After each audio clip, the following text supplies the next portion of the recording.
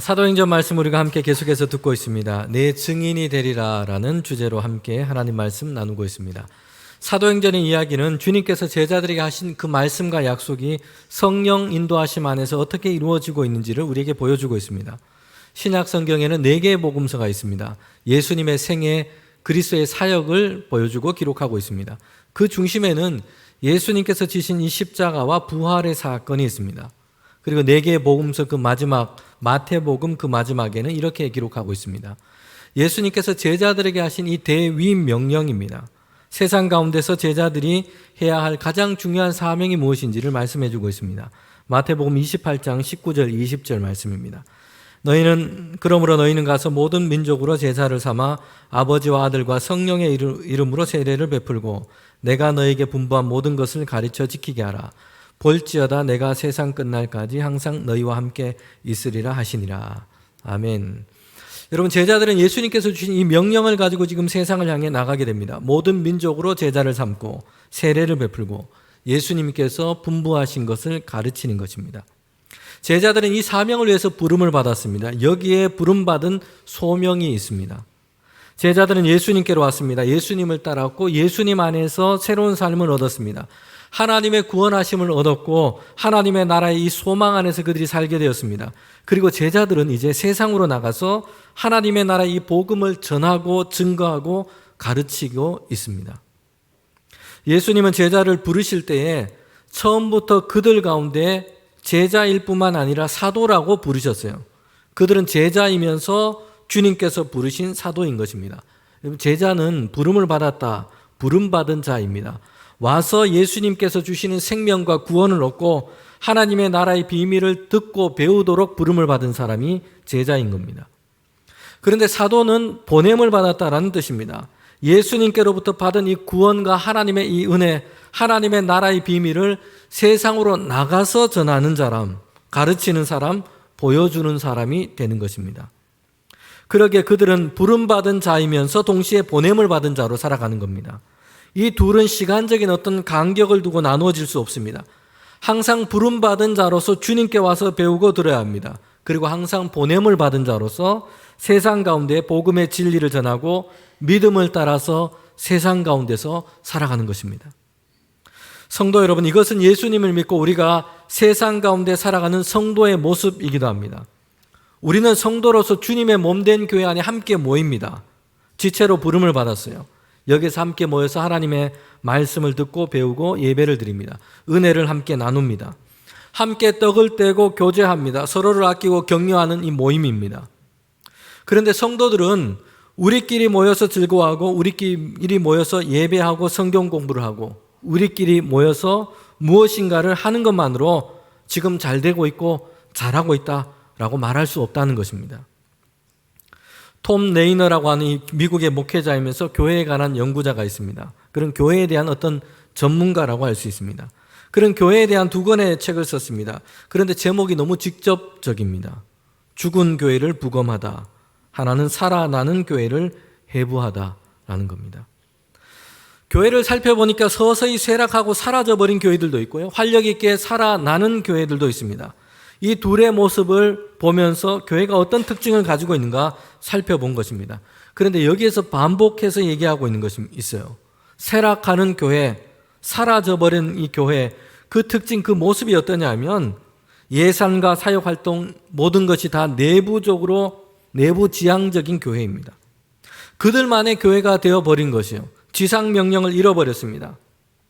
그들끼리만 모이고 내부에서만 현상 유지만을 생각하는 교회는 점점 쇠락해져 가고 만 것입니다.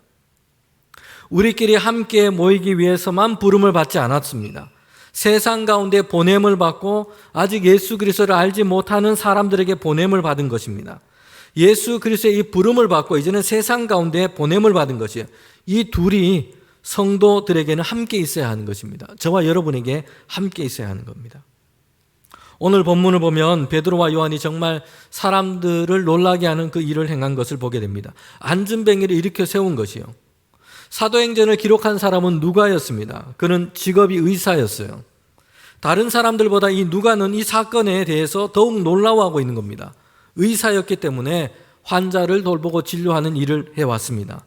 의료적으로 이게 치료가 가능한지 아니면 회복이 가능한 상태인지 그렇지 못한지를 그는 잘 알고 있습니다. 그러기에 이 사건은 그에게 더욱더 놀라운 일이 되었어요.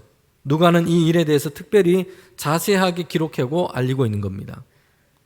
먼저 안진뱅이를 일으킨 이 사건이 언제 일어났는지를 살펴보게 됩니다. 성경은 이 일이 언제 일어났는지 어떤 경위에서 일어났는지를 말씀해 주고 있습니다. 중요하기 때문이에요. 성경을 읽은 사람이 함께 그 의미를 생각해야 하기 때문입니다. 사도행전 3장 1절에 보면 제9시 기도 시간에 베드로와 요한이 성전에 올라갈새. 지금 시간적으로는 오후 3시고요. 베드로와 요한은 기도하러 가는 중이었습니다. 그들은 정한 시간에 지금 기도를 하고 있습니다. 정한 시간에 하루에도 몇 번씩 그 시간이 되면 기도를 하고 있어요. 기도가 그들의 생활의 중심이 되어 있습니다. 빠질 수 없는, 빼놓을 수 없는 중요한 것이 되고 있습니다. 바쁘고 분주한 이런 일과를 보내다가 잠시 몸과 마음을 휴식하면서 기도를 하고 있는 것이 아니에요. 시간을 정하고 그 시간에는 기도를 하고 있습니다. 정한 규칙에 따라서 의무감에 마지못해서 지금 하고 있는 기도가 아닙니다. 베드로와 요한은 즐겁고 기쁨으로 기도를 하고 있습니다. 기도 없이는 아무것도 할 수 없는 듯 기도하고 있고요. 기도가 그가 할 수 있는 가장 중요한 것인 것처럼 그렇게 기도하고 있습니다. 성도 여러분, 이 사도와 지금 성도들은 예수님께서 명령하신 대로 예루살렘에서 기도를 했고 이미 약속하신 성령의 충만함을 이미 받았습니다. 지금 이 사건은 오순절 다락방에서 그들이 성령을 받은 후에 지금 일어나고 있는 일입니다. 그런데 베드로와 요한은 이제 우리가 지금 성령 충만을 받았고 능력을 받았으니 기도는 그만하고 이제 다른 일, 다른 사역을 좀 하자 이렇게 하고 있지 않다는 것이에요. 그들은 여전히 기도에 힘쓰고 있습니다. 우리는 기도하지 않고 일하는 데 익숙해져서는 안 됩니다. 하는 일이 비록 좋은 일이고 교회와 주님을 위한 일이라고 해도 마찬가지입니다. 선교하고 구제하고 봉사하는 일도 마찬가지입니다. 직장과 일터에서 하는 일도 가정에서 일도 마찬가지입니다. 기도하는 것과 일하는 것이 나누어질 수 없습니다. 기도하는 사람과 일하는 사람을 따로 나눌 수 없는 것입니다. 당신들은 기도해 주시고 우리는 열심히 일하겠습니다. 이렇게 할 수 없다는 겁니다. 모든 성도는 함께 기도에 힘써야 합니다. 일하는 사람은 기도해야 합니다. 기도 없이는 어떤 일을 행하려고 해서는 안 됩니다. 먼저 기도가 회복되어야 합니다. 그리고 일하고 봉사하는 것입니다. 일로 바빠서 기도를 잃어버리기도 합니다. 바빠서 나는 기도할 시간이 없다라고 얘기도 합니다. 그러나 오히려 반대가 되어야 해요. 바쁘기 때문에 일이 많기 때문에 기도를 잃어버려서는 안 됩니다. 더 기도해야 하는 겁니다. 교회에서 하는 일과 사역이 많아서 기도가 어렵다고 한다면 기도를 생략할 것이 아니에요. 오히려 일을 줄이고 기도를 먼저 회복해야 합니다. 그렇지 않으면 열심히 일하고 사역하고 봉사하고 실족하는 일도 있습니다. 시험에 들고 믿음 안에서 기쁨으로 성장하지를 못합니다. 지치고 상처를 받아서 오히려 믿음까지 잃어버리게 되는 것이요. 기도가 먼저 회복되고 기도 생활이 먼저 세워져야 합니다. 기도는 성도와 교회 안에서는 엔진과도 같습니다. 기도가 꺼지면 더 이상 움직일 수 없습니다. 아무리 좋은 자동차라고 해도 멋진 디자인과 화려한 외관을 가지고 있다고 해도 소용이 없어요. 엔진이 없으면 달릴 수 없는 겁니다. 그냥 그 자리에 세워진 채 좋은, 눈에 보기 좋은 전시품에 지나지 않게 되는 겁니다. 기도가 없는 교회에 기도를 잃어버린 성도는 이와 같습니다. 엔진이 꺼져 있거나 엔진을 잃어버린 겁니다. 사도들과 성도들은 기도했고 성령의 충만함을 받았습니다. 그러니 이제는 기도하기보다는 전도하고 설교하고 선교를 해야 되겠다 이렇게 하지 않았어요. 기도 시간을 줄이고 다른 사역에 좀 더 집중하자 이렇게 하지 않은 겁니다. 여전히 기도가 그들의 모든 행동과 활동의 중심이 되고 있습니다. 달라진 것이 있다면 기도하는 장소가 지금 바뀌었다는 것이에요. 처음에 그들은 마가의 다락방에서 기도했습니다. 성도들이 모여서 좁은 공간에서 함께 기도를 한 것입니다. 그들은 모였고 기도했지만 여전히 그들 마음속에는 두려움이 있었어요. 다락방 밖의 세상에는 예루살렘 거리와 예루살렘 이 성전에는 예수님을 십자가에 못 박았던 이 사람들이 있습니다. 온갖 위험과 박해가 그 세상 가운데 예루살렘 가운데 있는 것입니다. 그래서 이것을 피하기 위해서 그들은 다락방에 모여 있습니다. 그들만 모인 곳에서 기도하고 있어요. 그런데 성령의 충만함을 받은 후에 사도들과 성도들은 여전히 기도하고 있어요. 그런데 이제 장소가 바뀌었습니다. 마가의 다락방에 모인 것이 아니라 예루살렘 거리로 나갔고 예루살렘 성전에 올라가서 기도를 합니다. 여러분, 이것은 기도의 장소만 달라진 것을 뜻하지 않아요. 그들의 기도의 내용이 달라진 것입니다. 기도의 영역이 확장된 겁니다. 그들의 기도가 자신들과 성도들과 다락방에 머물러 있지 않았다는 것이 세상을 향해서 확장되고 있습니다. 예루살렘과 유대와 땅끝까지 구체적으로 그들의 기도가 확장되고 있습니다. 그들은 여전히 기도를 엔진으로 삼고 있어요. 그리고 그들의 기도는 이제 자신을 넘어서 세상을 향해 확장되고 있습니다. 성도 여러분, 우리에게 정말 필요한 메시지를 담고 있습니다. 우리가 엔진 없는 껍데기만 남아 있어서는 안 된다는 것이요. 기도는 우리의 엔진입니다. 기도가 없으면 결국에는 활력을 잃고 움직임도 잃어버리게 됩니다. 처음에는 조금 움직이는 것 같아요. 앞으로 행진하는 것 같습니다. 그러나 엔진이 없으면, 꺼져 있으면 시간이 지나면 곧 움직이지 못하게 됩니다. 멈춰 버리게 돼요. 우리가 기도를 잃으면 그렇게 되는 겁니다. 그리고 기도는 우리 자신과 내 가정 안에 갇혀 있어서는 안 되는 것입니다. 나의 소원, 나의 자녀들이 잘 되는 것에 기도가 전부가 될 수 없다는 것이죠. 나 자신, 우리 가정, 우리 교회를 넘어서 세상 가운데 행하시는 그 하나님의 일을 위하여 우리는 기도하고 간구해야 합니다. 세상 가운데 있는 사람들을 위하여 기도하고 간구하는 것입니다. 기도가 지역과 세계를 향해서 확장되어 가야 합니다. 여러분, 예수님은 산상설계에서 먹고 마시는 것, 입는 것, 이것 때문에 염려하지 말고 기도해라 라고 말씀했어요. 그래서 우리는 기도합니다. 그런데 자칫 중요한 것을 우리가 놓칠 수 있다는 것이요. 염려하지 않고 근심하지 않고 기도는 하는데 나 자신이, 우리 집, 우리 교회가 먹고 마시고 입는 것에 대한 문제로만 거기에 기도하고 있다는 것이요. 예수님은 염려하지 말고 기도해라. 행위의 변화, 행동의 변화를 말씀했습니다. 기도하는 것을 얘기했어요. 그리고 예수님은 함께 여기에서 무엇을 위해 기도해야 하는지 기도의 내용에 대해서도 말씀하고 계세요. 너희는 먼저 하나님의 나라와 그의 의를 위하여 기도하라. 염려하지 말고 기도해야 합니다. 그런데 우리가 자신이 먹고 마시고 입는 것을 얻기 위해서만 맨날 기도하는 것이 아니라 어떻게 기도하라고요? 기도 내용이 뭐라고 합니까? 먼저 하나님의 나라와 하나님의 뜻이 세상 가운데 이루어지기 위하여 기도하라는 것입니다. 베드로와 요한은 안진뱅이를 고친 일을 행하기 위해서 지금 예루살렘 거리를 돌아다니고 있지 않습니다. 불쌍한 사람 찾아가지고 지금 예루살렘 거리를 지금 돌아다니고 있는 것이 아니에요. 그들은 기도하기 위해서 예루살렘 성전에 올라가는 길이었습니다. 기도하던 그들의 눈에 안진뱅이가 들어온 것입니다. 기도하는 그들은 그들이 해야 할 일이 무엇인지를 보게 되었어요.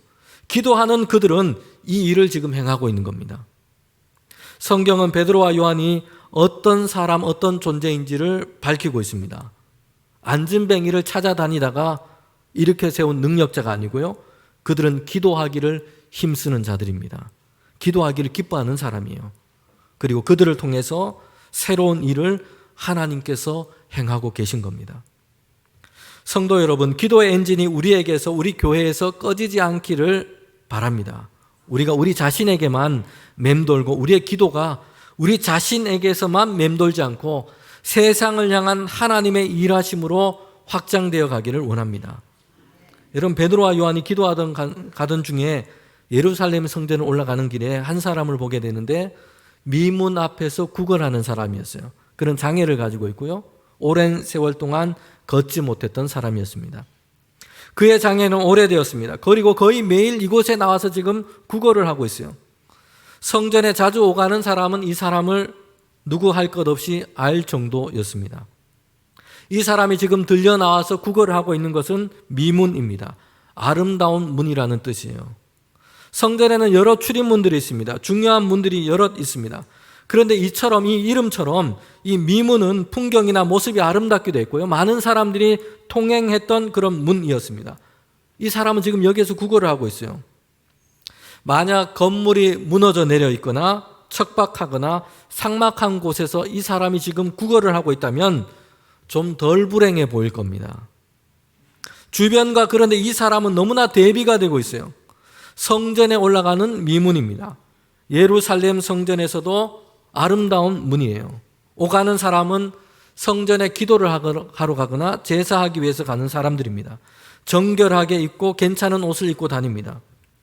이런 배경과는 상반되는 인생, 반대되는 이 사람이 지금 여기 앉아 있는 겁니다. 고달프고 힘들고 이런 운명을 짊어지고 지금 주저앉아 있는 사람이에요. 주변 분위기와 풍경과는 상반되기 때문에 이 사람은 더 불행해 보입니다. 그런 사람들이 건네주는 동전으로 생을 연명하고 있습니다. 사람들의 이런 작은 동정심에 자기의 인생을 의지하고 지금 살아가고 있는 겁니다. 베드로와 요한은 기도하는 길에 이 사람을 본 것이요. 베드로와 요한은 처음 기도하러 간 것이 아니었습니다. 아마도 이전에 기도하는 길에 이 사람을 보았을 것으로 짐작됩니다. 주머니에 동전이 있을 때에는 이 사람에게 동전을 건네 주었을 것으로도 우리는 생각해 볼 수 있어요. 그런데 그날에는 베드로와 요한에게는 두 사람 모두에게 주머니에 동전 하나 없었던 것이에요. 그런데 베드로와 요한은 그날 이 사람을 그냥 지나치지 않은 것입니다.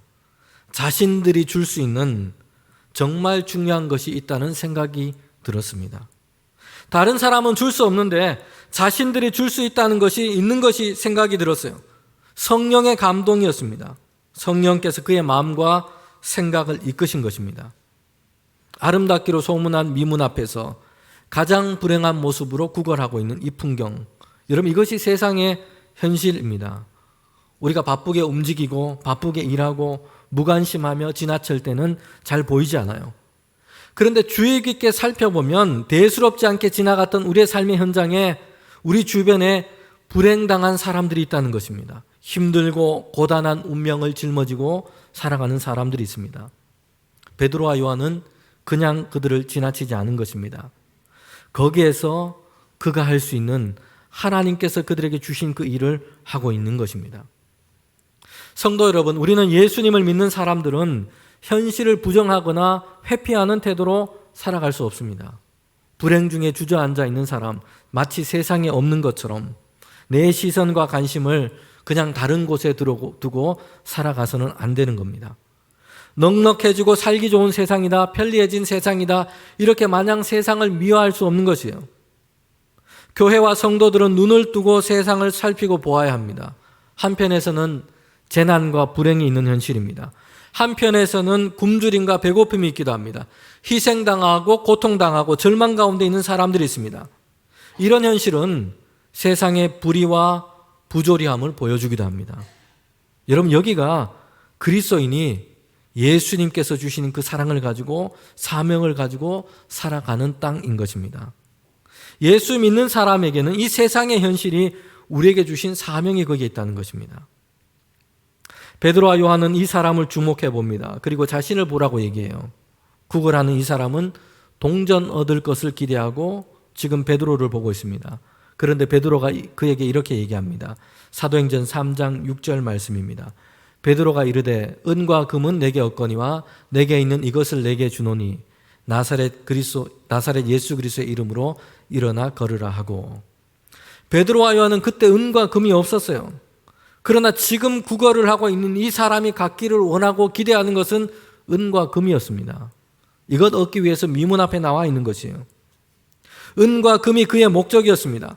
지나가는 사람들도 그에게 은과 금, 동전을 주고 돈을 주어서 이 사람을 구제하고 도울 수 있다고 지금 생각합니다. 지금 그들에게는 은과 금이 가장 필요하고 기묘한 것이 되었습니다. 더 이상의 것을 생각하거나 기대하지 못하고 있어요. 지금 이 안진뱅이에게 정말 필요한 것, 정말 기묘한 것이 무엇인지를 모르고 있어요. 은과 금이면 된다고 생각하고 있습니다. 은과 금을 얻고 그날 좋은 것을 먹고 살면 된다는 생각이에요. 이것으로 지금 만족하고 있습니다. 오늘 사람들은 이처럼 진정한 필요를 모른 채 지금 살아가고 있습니다. 은과 금으로 대체해 버렸어요. 정말 기묘하고 필요한 것이 무엇인지를 보지를 못합니다. 당장 오늘을 편하게 사는 것, 좋은 것 먹고 입고 즐겁게 사는 것이 전부인 것으로 생각하고 있습니다. 하나님을 모른 채 죄 아래에 있고 이제 그에게 허락된 시간이 끝나면 하나님 앞에 서야 한다는 것을 모르고 있어요. 여러분, 그때는 은과 금의 문제가 아니에요. 예수 그리스도 외에는 하나님의 진노를 피할 방법이 없습니다. 이 땅에 살 때에도 은과 금이 참된 평안과 참된 기쁨을 준다고 지금 착각을 하고 있습니다. 영원하지 않은 것입니다. 이따가도 사라져 버립니다. 그런데 그것을 얻는데 인생의 모든 것을 지금 걸고 있는 겁니다. 주저앉아서 일어서지도 걷지도 못하는 이 안진뱅이의 인생입니다. 이 사람은 동전 몇 개를 얻어서 하루를 먹는 것, 이것이 정말 필요하고 중요한 것처럼 그렇게 지금 생각하고 있어요. 주저앉은 상태가 너무 오래되었고 세월이 많이 지났기 때문입니다. 시도해 보았지만 안 되었어요. 바꿀 수 없는 불행한 운명이 되어버렸습니다. 더 이상 꿈꾸지 않게 된 겁니다. 그런데 이 사람에게 더 필요한 것, 가장 중요한 것은 동전을 얻는 것이 아니었어요. 일어서는 것이고 걷는 것이었습니다. 그의 인생이 회복되고 새로워지는 것입니다. 베드로와 요한은 이것 주기를 원했습니다. 베드로와 요한은 그들은 할 수 없지만 예수 그리스도 주님의 능력이라면 하실 것을 믿었습니다. 그래서 그에게 말합니다. 내게 있는 것으로 너에게 주노니 나사렛 예수 그리스도의 이름으로 말하노니 일어나 걸으라. 베드로와 요한은 은과 금으로 하지 않고 예수 그리스도의 이름으로 지금 새 일을 행하는 자들인 겁니다.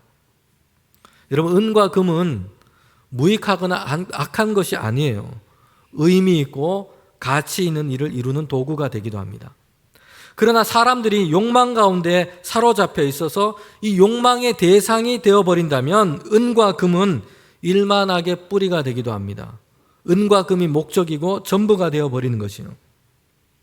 우리는 때로는 은과 금을 벌고 사용하고 이것을 가지고 일하기도 합니다. 그러나 거기에도 예수 그리스도의 생명이 전달되도록 해야 합니다. 은과 금으로 다 된다는 생각을 우리는 버려야 합니다. 은과 금으로 구걸하는 사람에게 좋은 식사를 줄 수 있습니다. 그러나 안진뱅이가 일어나는 일, 그의 삶이 회복되는 일은 은과 금으로 할 수 없습니다. 그의 불행한 운명을 바꾸고 이 사람의 인생을 회복시키고 새롭게 하는 일은 은과 금으로 할 수 없는 것입니다. 중세기에 어느 한 교황에 관한 그런 일화가 있습니다. 그는 금과 은으로 장식된 성 베드로 성당, 이 바티칸을 둘러보면서 매우 자랑스럽고 흡족해합니다. 옆에 선 사람에게 자랑스럽게 얘기해요. 교회는 더 이상 은과 금은 내게 없거니와 라고 말할 수 없겠네. 그러자 곁에 있는 사람이 이렇게 대답을 합니다. 그런 것 같습니다. 하지만 그것만이 아닙니다. 교회는 더 이상 예수 그리스도의 이름으로 일어나 걸으라 라고도 말하지 않게 되었습니다. 성도 여러분, 교회와 성도가 이 땅에 존재하는 것은 정치를 논하거나 철학을 강연하거나 예술품을 만들어내거나 사회를 개선하고 심리치료를 행하기 위해서가 아니에요. 사람들에게 일시적인 만족과 위안을 주고 근심과 염려를 덜어내는 이런 일, 이것이 성도와 교회가 세상 가운데 다루어야 할 진짜 문제가 아닌 것입니다. 은과 금으로 모든 것을 하려 하는 세상에서 교회와 성도들은 우리만이 전할 수 있고 우리만이 가지고 있는 사명과 임무가 있는 것입니다. 예수 그리스도의 이름으로, 예수 그리스도의 능력으로 주저앉은 자를 일으키는 것입니다. 예수님께서 이루신 하나님의 나라와 그 구원의 역사를 그들 가운데 전하는 것입니다. 사망과 죽음을 향해 가고 있는 이들에게 예수 그리스도를 믿어서 천국의 문이 열리도록 하는 것입니다. 죄와 심판과 죽음 아래 있는 그 삶을 이제는 예수 그리스도 안에서 은혜와 구원과 부활의 생명으로 옮겨지도록 하는 것입니다. 성도 여러분, 교회와 성도는 세상 가운데 바로 이런 존재로 살아가도록 보냄을 받은 것입니다. 사람들은 은과 금으로만 하려고 하고 은과 금이 없어서 할 수 없다고 합니다. 그러나 교회와 성도들은 은과 금이 하나님의 일을 할 수 있는 것의 전부가 아닌 것이에요. 은과 금이 부족하고 없을 때에도 오히려 우리에게는 더 귀하고 더 큰 힘과 능력이 있다는 것을 기억해야 합니다. 예수 그리스도의 이름이요, 예수 그리스도의 능력으로 하는 것입니다. 은과 금으로도 필요한 일과 사역을 하기도 합니다. 그러나 은과 금은 도구에 불과합니다. 교회가 성도가 하는 모든 일에는 마치 은과 금이 힘이 있는 것처럼 드러나지 않아야 합니다. 거기에도 예수 그리스도의 이름과 능력이 나타나고 드러나야 합니다. 그 사람의 눈에 보이는 피로를 채워주는 것에 그치지 않고 예수 그리스도를 믿어 그의 사람이 변화되고 그의 존재가 변화되는 것입니다. 여러분, 이것이 교회와 성도들에게 주신 하나님께서 주신 귀한 사명인 것입니다. 하나님께서 교회와 성도들에게 이미 주신 것이 있습니다. 그것은 더 강력하고 더 귀한 것입니다. 은과 금이 아니라 예수 그리스도의 그 이름과 예수 그리스도를 믿고 알게 될 때 얻게 되는 생명과 구원의 역사입니다. 베드로와 요한은 은과 금이 없다고 해서 도울 수 없고 그냥 지나치지 않은 것입니다. 그들 자신에게는 더 귀하고 값진 것이 있음을 알았습니다. 하나님께서 저와 여러분, 우리 교회 가운데 성도들에게 이미 주신 것입니다. 예수 그리스도입니다. 교회와 성도는 예수 그리스도의 이름과 생명의 능력으로 주저앉아 있는 사람을 일으키는, 세우는 일을 하는 것입니다. 불행 아래서, 절망 아래서, 죄악 아래서 소망이 없이 주저앉아 있습니다. 나날이 불행을 견디며 살고 있어요. 그들에게 정말 필요한 것은 예수 그리스도를 믿고 죄와 사망의 길에서 이제는 의와 생명의 길로 돌아서는 것입니다. 나사렛 예수 그리스도의 이 복음과 생명이 전해질 때에 그것을 믿고 그의 안에서 이제 하나님의 역사가 이루어지는 것을 볼 때에 여러분, 그 사람의 운명은 바뀌게 될 것입니다. 하루 먹을 것을 얻는 정도가 아닙니다. 인생과 삶이 전적으로 회복되고 변화됩니다. 마치 안진뱅이가 되었고 주저앉아 버렸는데 다시 일어서고 뛰는 것과 같은 것이요. 삶의 운명을 원망하는 것이 아니라 하나님을 찬미하는 인생으로 변화되는 것입니다. 교회와 성도들이 예수 그리스도의 이름으로 할 때에 하나님께서 하실 것을 우리는 믿을 때에 우리에게 이루신 이 놀라운 일이 세상 가운데 우리를 통해 증거되고 전달될 줄 믿습니다. 특별히 오늘 우리 함께 예배드린 우리 가운데 날마다 기도하기를 힘쓰며 기도를 통하여 세상 가운데 하나님의 선한 역사를 강구한 우리가 되기를 원합니다. 그리고 우리는 세상 가운데서 예수 그리스도의 이름, 그 복음의 능력을 가지고 날마다 세상을 살아가는 우리 모두가 되기를 주님의 이름으로 축복합니다.